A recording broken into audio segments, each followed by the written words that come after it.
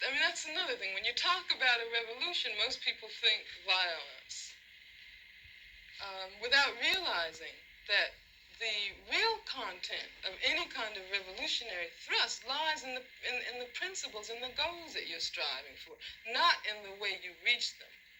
On the other hand, uh, because of the way this society is organized, because of the violence that exists on the surface everywhere, you have to expect that there are going to be such explosions. You have to expect things like that as reactions.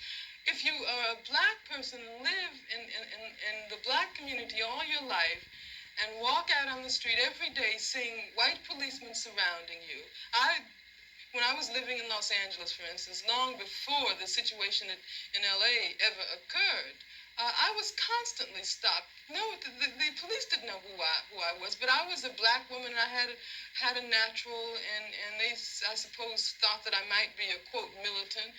And when you live under a situation like that constantly, uh, and then you ask me, whether I approve of violence. I mean, that just doesn't make any sense at all. Whether I approve of guns. I grew up in Birmingham, Alabama. Uh, some very, very good friends of mine were killed by bombs that were planted by racists. Uh, I remember from the time I was very small, I remember the sounds of bombs exploding across the street, our house shaking.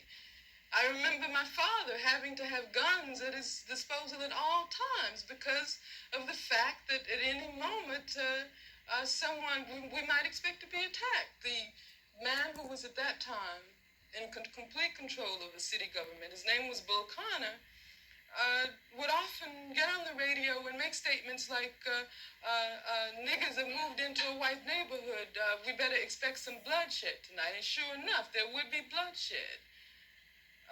After the four young girls who lived, one of them lived next door to me. I was very good friends with the sister of another one. My sister was very good friends with all three of them. My mother taught one of them in her class. My mother, in fact, when the bombing occurred, one of the mothers of one of the young girls called my mother and said, can you take me down to the church to pick up Carol? We heard about the bombing, and I don't have my car. And they went down, and what did they find? They found limbs and heads strewn all over the place.